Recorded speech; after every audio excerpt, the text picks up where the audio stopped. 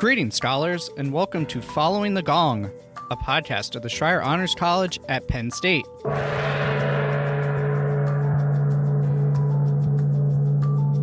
Following the Gong takes you inside conversations with our scholar alumni to hear their stories so you can gain career and life advice and expand your professional network. You can hear the true breadth of how scholar alumni have gone on to shape the world after they rang the gong and graduated with honors, and learn from their experiences so you can use their insights in your own journey. This show is proudly sponsored by the Scholar Alumni Society, a constituent group of the Penn State Alumni Association. I'm your host, Sean Goheen, class of 2011 and college staff member. If this is your first time joining us, welcome. If you're a regular listener, welcome back.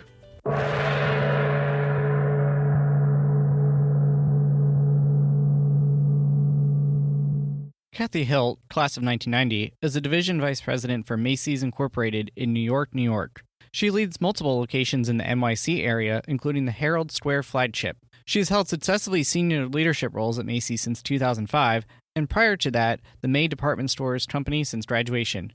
She earned a BS in marketing with honors from Penn State's Smeal College of Business in 1990.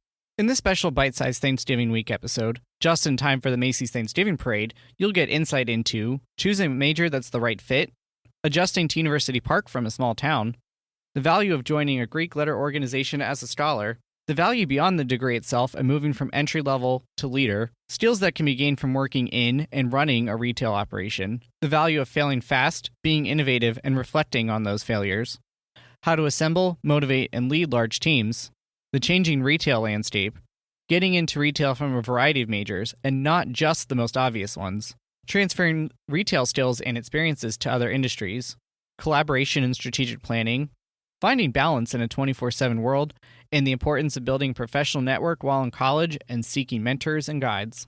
Just a quick editor's note before we begin. Kathy recorded from her office in New York City, and you'll hear emergency response vehicle sirens in the background of Kathy's insights during the early part of this episode. And with that, let's hear Kathy's story, Following the Gong.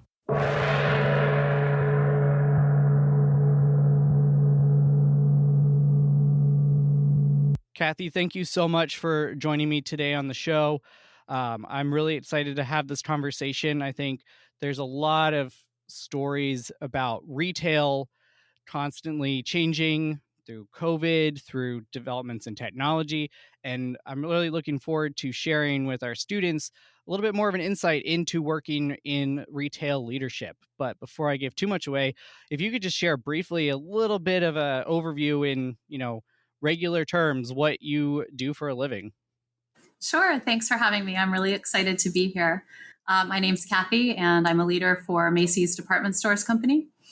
We are people that I think a lot of times people think that we sell things to people. We help people buy things. But I would tell you that I believe that we help people feel things. Or confident or generous or any one of a myriad of things. But we are the people that get to do that. So it's an industry that's filled with joy and service. But it's also an exciting industry to be in. You said in your lead up that it's always changing. It is always changing. It's not for the faint of heart.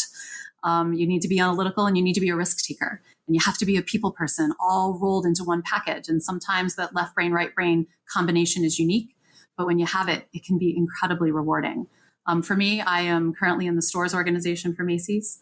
I am the leader for many locations here in New York City, where I am today. I'm also the leader for Macy's Herald Square, our flagship.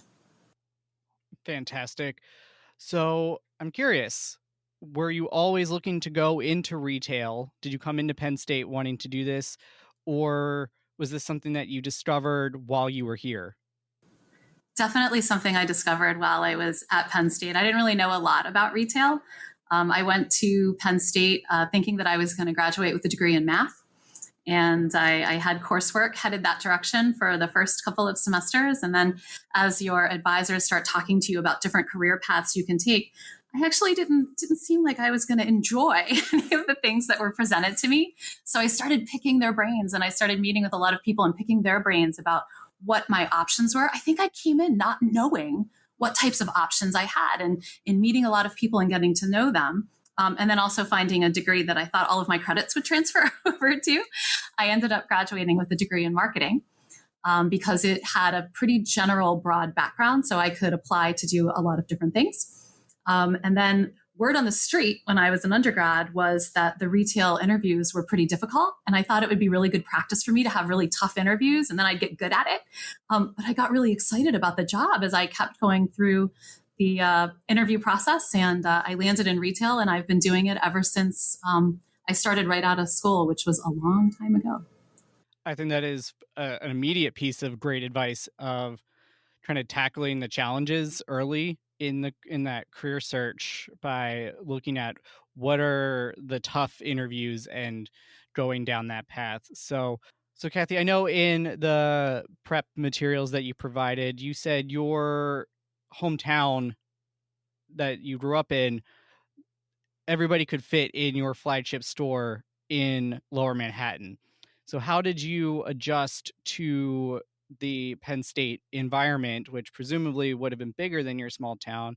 And what advice do you have for students who are coming to University Park specifically from that type of hometown environment? Sure, it's a great question. Yeah, the flagship here in Herald Square actually employs more people than lived in the town I grew up in. So you can imagine that when I was dropped off at school on that very first day, I was super excited to be there. And then when my parents left and I realized I was all by myself for likely the first time in my life, 17 years old, and I don't know anybody. I was scared, and I thought, gosh, I'm supposed to be an adult. I'm supposed to be this adult person having this adult experience, and I have this pit in my stomach like it's my first time at camp, maybe. But I think the number one thing you can do is just run headlong into it and introduce yourself to people and try a lot of things. This is your opportunity to figure out who you are. And the person I was that first day is not the person I was the next year or the following year or the year that I graduated or am today. And that all came from trying different things on for size and, reaching out to different groups and joining different organizations and just really immersing yourself in everything Penn State has to offer. It's one of the beauties of going to school there is you get to try so many things so you can figure out what really speaks to you. Can you tell us what some of those opportunities that you were able to take advantage of? One of our tenets in the mission statement is creating opportunities for leadership and civic engagement. So how were you able to achieve that mission tenet through some of those clubs? Sure. I tried a variety of different clubs when I was a freshman, and I did a lot of like athletic clubs too. Like I tried to learn a lot of different like sports net, and just so you know, I'm terrible at all of them, which it actually made it kind of fun because I had no pressure because I knew I was never going to be good at it. But I met a lot of great people. I participated in Sorority Rush when I was a sophomore and joined a sorority. And to be honest with you, my 6 best friends in my entire world, I met at Penn State, and they're still my best friends to this day. And through the sorority, I actually was a Pan-Hellenic delegate. So I got to try my kind of social, political, strategic skills as an undergrad. And then, different organizations within the scholars program itself, there were different groups you could be a part of, different interests. Just being in Atherton Hall, you could walk around just the area outside of Atherton Hall, and there's a million different conversations going on. And what's great is just wandering over and saying, I couldn't help but hear everybody was so welcoming and saying, oh my gosh, come join, sit and talk with us. Growing up where I did, I often felt sometimes that I didn't quite fit in. And the beauty of the scholars program at Penn State is you find your people, whatever those people are. I would be curious to know what advice specifically you might have for a scholar who is considering joining the Greek community, joining a fraternity or sorority. Obviously, there's a lot of heavy demands of being in one of those organizations, and there's a lot of demands academically for being a scholar. So how did you balance that? And what did you learn that you could share with a student considering those opportunities? Yeah, I think you have to do what's right for you. And going to campus, like I thought I was going to be that person who was never in a Greek organization. I think I secretly judged them before I went there. And it was one of the best experiences I ever had. And I think the advice I would give is that gives you the opportunity to practice balance between those social demands and those academic demands, and having oftentimes different groups of people who want different things from you. at the same time. So you had to be incredibly planful and very strategic about how you're going to spend your time. You had to learn when to say yes and when to say not yet, or later, or I can't today, but could you do it next week? And those are skills that you take with you for life, because those are skills that is going to make you successful no matter what career path you pursue. 100%. I would agree with that. And obviously, one of the demands that you had as part of that experience was writing a thesis. And I'd love to know, do you recall your thesis and how that impacted, especially your early career, the experience of doing research and, putting out an original product as an undergraduate? For sure. I'll never forget it. It's a life changer. And, just thinking about approaching the thesis, I'll be honest, I was a little intimidated at the beginning because it seems like a lot. And honestly, not even writing it so much, but figuring out what I was going to write about intimidated me more than anything, because I wanted it to be meaningful and I wanted it to have impact. And then I actually wrote my thesis with a partner. My friend Kelly and I wrote our thesis together. And at the time, that had never been done before. It was unheard of. We didn't do that. You did an independent thesis. So we had to go and present a pitch, if you will, to the Scholars Committee on why us writing a joint thesis would be not just beneficial to us, but to them and to the university because of the topic that we wrote it on. It was actually marketing the performing arts on campus. It was a treatise on services marketing versus product marketing. And we did it as a benefit to the organization on campus. But our pitch pretty much was, you're not going to get double the output. We're going to give you like triple to quad the output, which is why at this point, like 1 + 1 is going to equal 3 or 4, not just 2. To win the argument to write our thesis together was victory in and of itself. And I think it gave us a little bit of courage to go headfirst into that thesis. But doing the research, pulling that all together, putting that project together and delivering something that we were really proud of, that is an experience you take with you forever, because it doesn't just give you the competency, it gives you the courage, and it gives you a little bit of experience for what it feels like to put your name on something and to put a stake in the ground on something and really own it. When it's not just something academic, it's actually something practical. Were you able to use that as you transitioned into your full-time career after graduation? When I graduated from Penn State from the Scholars Program, at first I thought, like, here I am, I'm a kid with a degree, and I have some sort of academic learning. And what I realized was I actually left with the ability to continue to learn. And I learned how to solve problems and to think and to contribute. I learned resilience on the campus. It's a big place and you have to find your way. Social skills. I learned how to forge a path and leave an impact. So that took me from a kid with a degree to somebody who's a doer. And then you get to move from a doer to a contributor, and a contributor to a strategist and a developer of other people. And that thesis is what started it all, because it gives you a little bit of practical experience to put you on the right path so much more quickly than a lot of other people that you're going to be out there competing against. I think that is spot on. And I really like the kind of the rundown that you just gave there of those different roles. So I'm wondering if you can tell us kind of, summarize your career trajectory from kind of entry level to the senior executive role that you are currently in, and kind of how you got from, ground floor to C-suite. Yeah, sure. I started out in an executive development program, which was great. Super competitive, and they put you through your paces, and not everybody makes it out of the program. I look at my class picture now, and I think, like, oh gosh, there's 2 of us left out of 30 people. And what you end up doing is you're a trainee, and then in retail you are an assistant buyer. And back in that time, there were individual company offices, so you flipped back and forth between the centralized office, the corporate side, and the store side. Nowadays, that's more unlikely because most things are national based, and certainly that's the case for my organization. But then that's what you did. So I moved, up the ladder rather quickly, and became a buyer. Then I went and worked in our store side of the organization. And then you kind of have to figure out what you love to do. And I love not being in an office. And while I loved being a buyer and loved that side of it, I love being able to take those math skills and those analytical skills and wrap my hands right around that business, right on the front line, and the people that drive it. So I became a store manager. I ran a variety of different stores, starting with small, going up to very large. And then I became a division leader where you have multiple stores. I then held a corporate role here in New York City. And then when this division opened up with the flagship and the stores here in New York, I couldn't wait to get back over to that store side and take all the learnings I had on the corporate side and apply them again to this position. So you're leading the stores in New York City. It's the flagship for a national brand that we're hopefully all familiar with. When did you start in the role that you're in currently? I've been in the role I'm in currently for 4 years now. Okay. So about 2 of those years have been anything but normal. But could you tell us what it was like before COVID in those first 2 years of normal? Yeah, absolutely. I've never seen anything like this building and this store.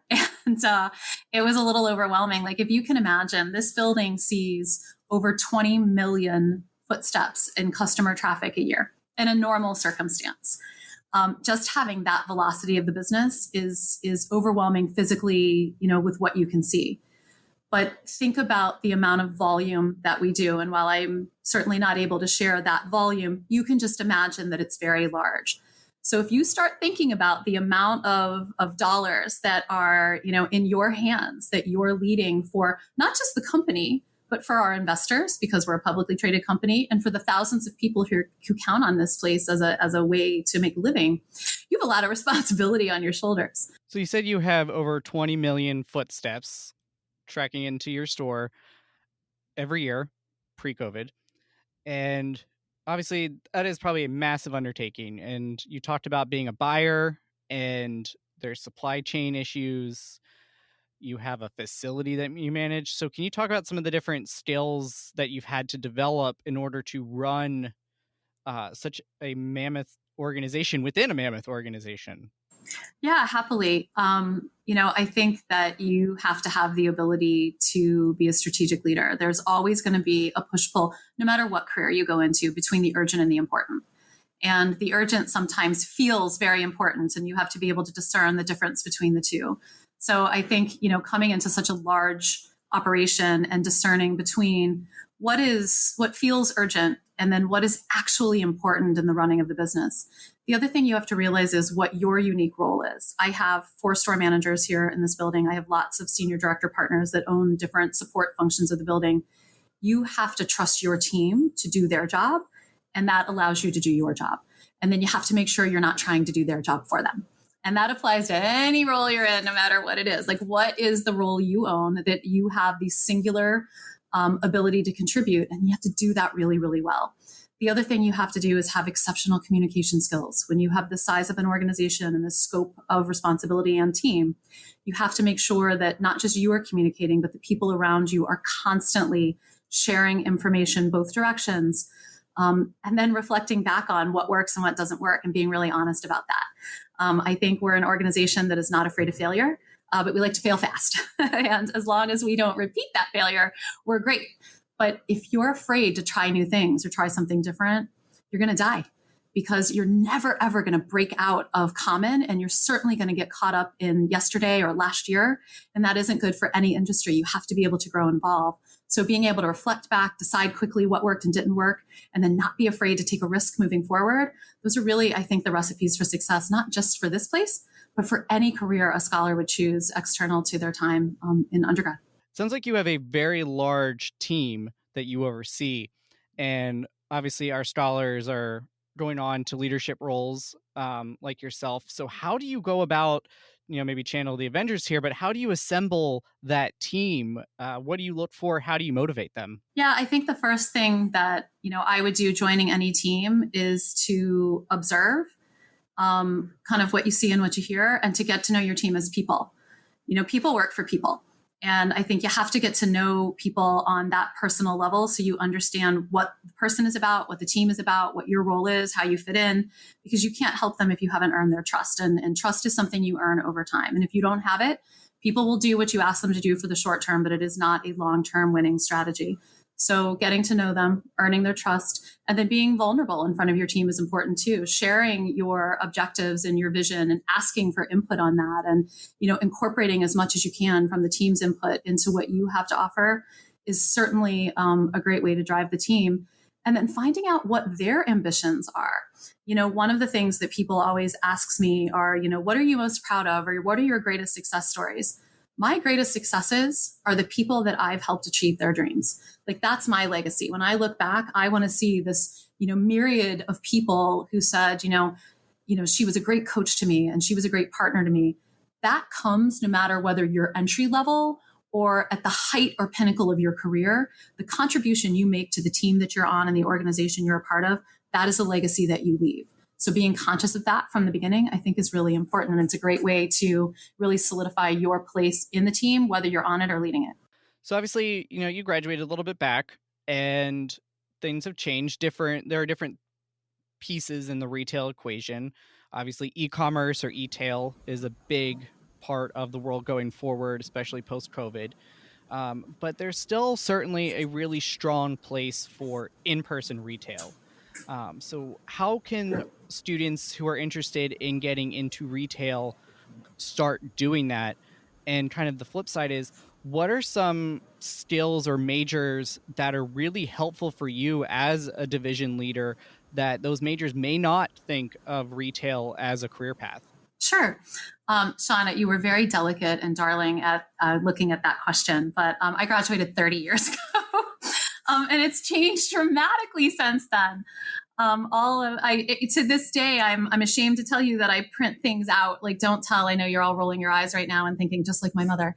But I still print things out. But retail has changed so much, and being an omni-channel retailer, I think, is what it's all about. So customers don't shop in one track or one channel.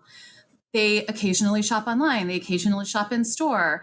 Sometimes they're going to want to shop online and pick it up in store. Sometimes they want to come in store and have a full experience. Our role as the omni-channel retailer of now and of the future is to just meet that customer wherever they are. So we have to offer them a variety of options so that they are able to pursue whatever track or channel they want to pursue. So, what I really love about Macy's as an organization is we're very nimble, and we are not afraid to take the necessary actions to stay current in an ever-changing retail dynamic.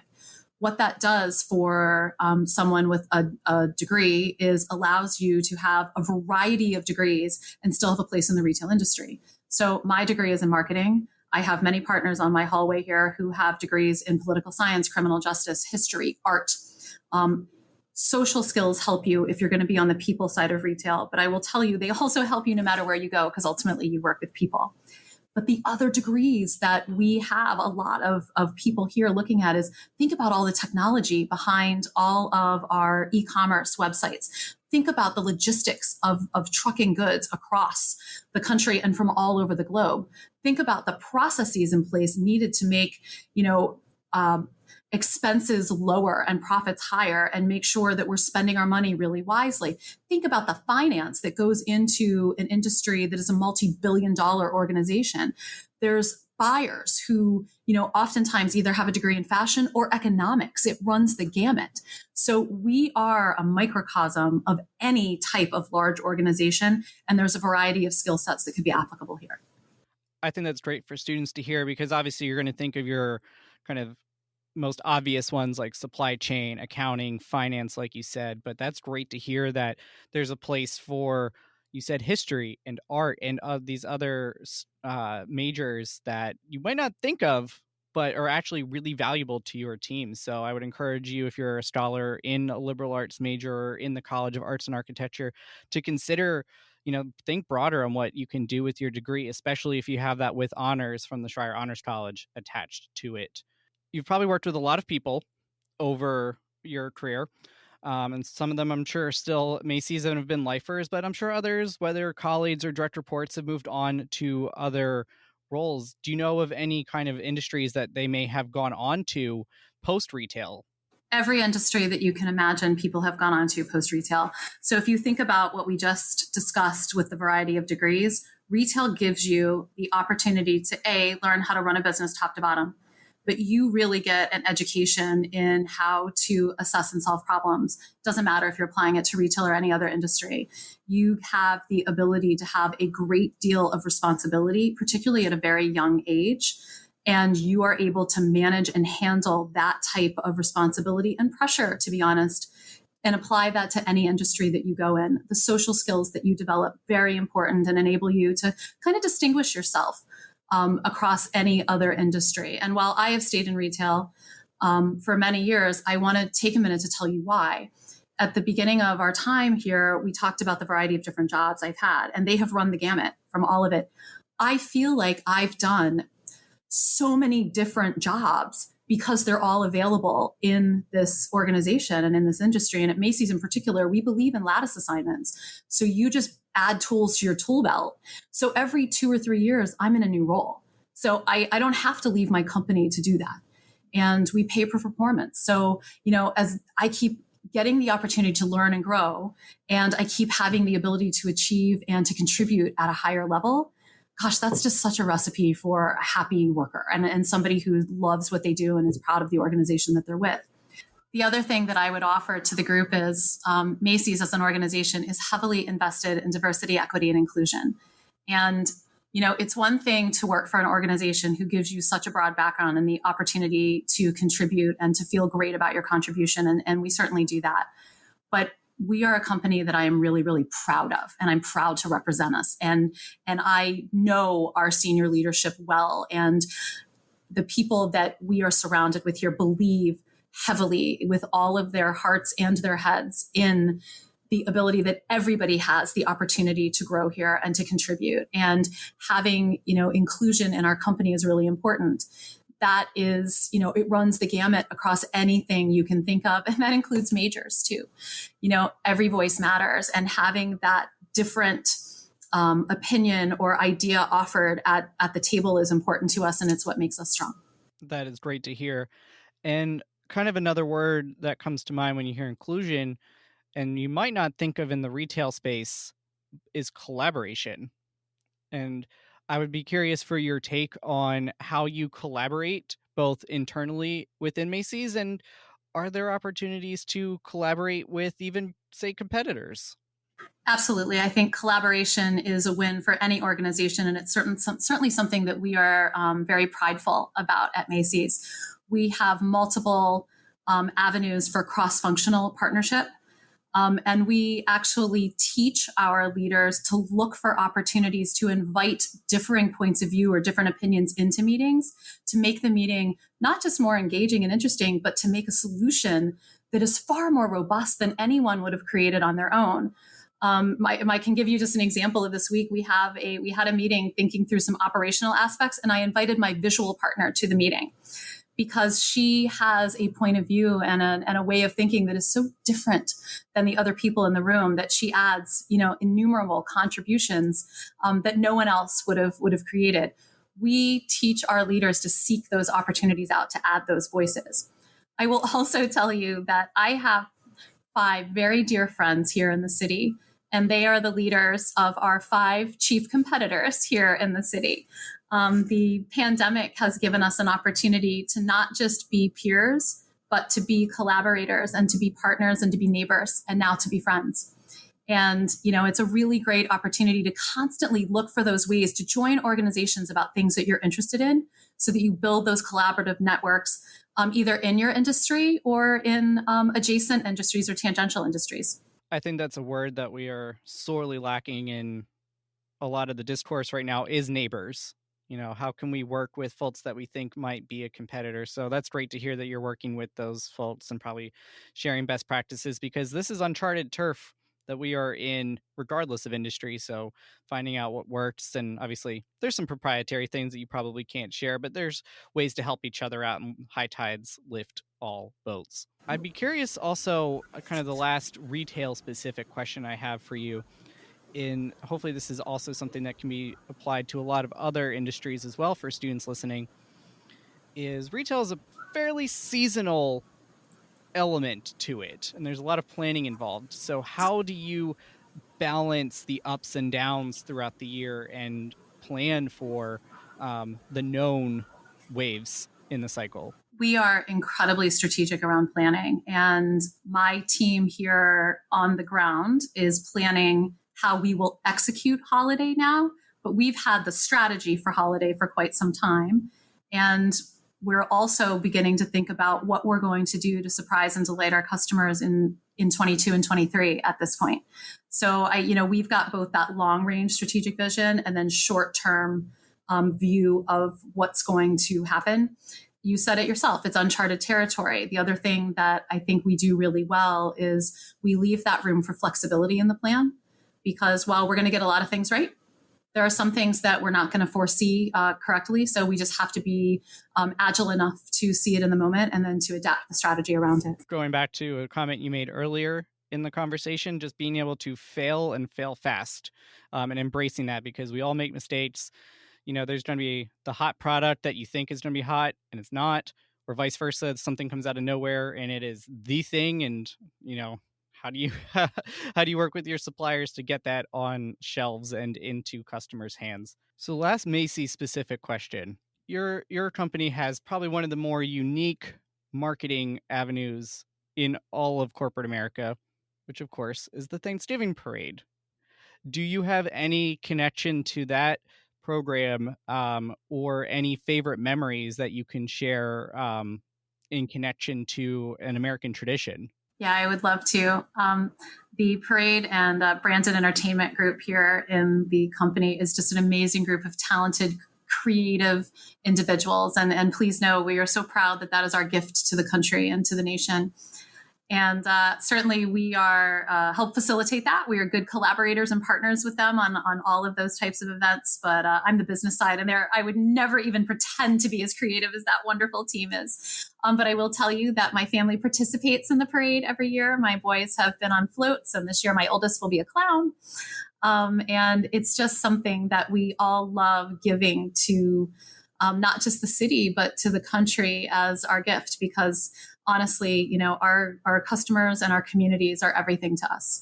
And anything that we can do to bring that joy to them and just as a thank you for being a part of it is wonderful. Yeah, absolutely. I think the parade is just a great thing. And, it's cool to hear that, how the operational and the business side, the retail side is supporting that and collaborating internally. But you mentioned that you have sons, and obviously you're a senior executive at this premier brand. So how do you at least try to achieve any semblance of work-life balance throughout your career? Has it ebbed and flowed? Is it better now? Is it, what advice do you have for students who've grown up in this era where that's a term that we use on the regular? Balance is hard. And anybody who says that it's easy, I think is either maybe not being honest with themselves, or maybe they're just not very good at it. But balance is tricky, and it certainly has peaks and valleys. And there are times I'm better at it than others. I think being planful is incredibly important. And you have to plan not just your work life, but your personal life. And you have to get those vacations in and get those things that are important to you in on that calendar. And you're going to work that work schedule around it. We work 24/7 now. So, there's really not downtime. And I think that's true in any industry. But trying to get on the calendar is one thing. The other thing that I would offer is whatever you're doing, be present. Don't try to do one thing and then multitask and do another. And I know that's really easy to do. And I'm guilty myself for sure. But try to be present. So when I'm at work, I'm working. When I'm with my children, I'm with my children. And if I'm going on vacation, and if I know I'm going to do work while I'm on vacation, and not because I'm asked to, because I wish to, but I will carve out time to do that. And then I will put it away and I will be present for the rest of the time. And I think it was hard for me to learn that lesson, but I think it's a really good one to do. And as long as you can compartmentalize it down that much, it's great. And the other thing is you have people around you that can help you. Ask for that help and let them help you, and be prepared to give it back, and build that collective that can work together to make sure that everybody gets to achieve that work-life balance. Yes, I think it definitely is a bit of a team effort at times, and give and take, right? If you're going on vacation, you need to trust the store to your team. And if one of them is taking vacation, somebody else steps up to help those things that have to keep going. And so I think that is really, really good advice for our students, to think ahead, plan ahead, and manage the exceptions when they come up, right? That's right. That's right. Is there anything that I haven't asked about that you think would be really helpful for a student listening to integrate into their experience? Yeah, the only thing that I could think of that might be helpful is a lot of times people ask me what the biggest mistake was I ever made. And, my flip response to that is always like today or yesterday or this week. Like I make a bazillion mistakes every day of my life. And I used to be ashamed by that. And it took me a little while to realize that mistakes mean you're learning and trying and growing new things. And when I look back, the only regrets that I have are the things I didn't do, not the things I did. And the biggest mistakes I've ever made are the best stories I have to share. Those stories are so awful. They're amazing. And they're the ones that offer great advice. And I don't regret any of them. They're actually a badge of honor. So, I think the best advice I would give is, I tell my team all the time, be a hero or go down in a blaze of glory. But for God's sake, stand for something. Put a stake in the ground. Just try something, anything, and don't be afraid to take that calculated risk. Those are the only things I regret are the time where I should have taken that risk or should have raised my hand and didn't.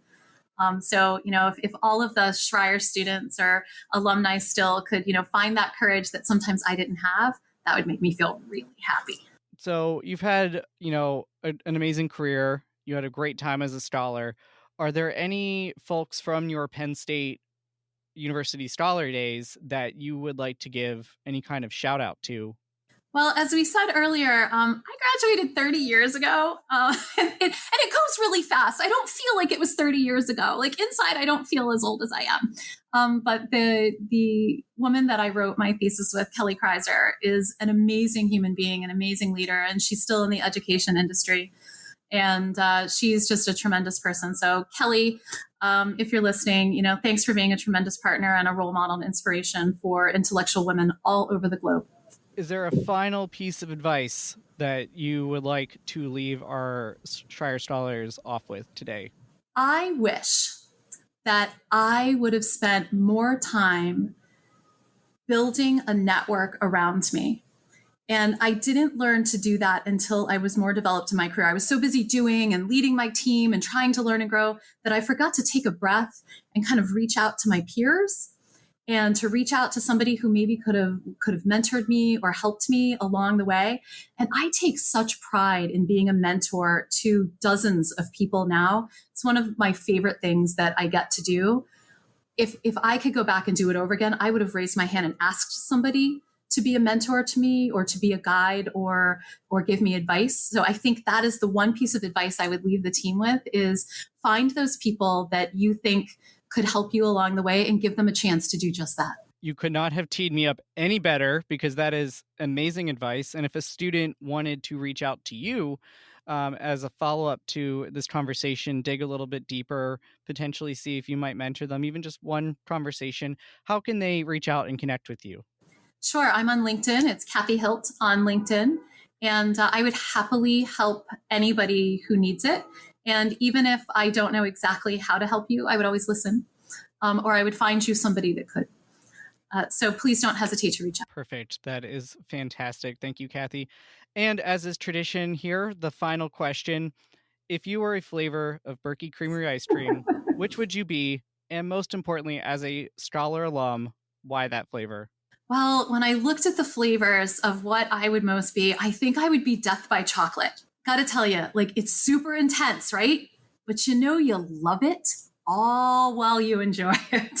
Obviously a very popular flavor, but that's a really good answer and a great way to wrap up our conversation here today. Kathy, thank you so much for your time, your insight on retail, and all of your advice for our Schreier scholars. We really appreciate it. Thanks so much. So proud to be a member.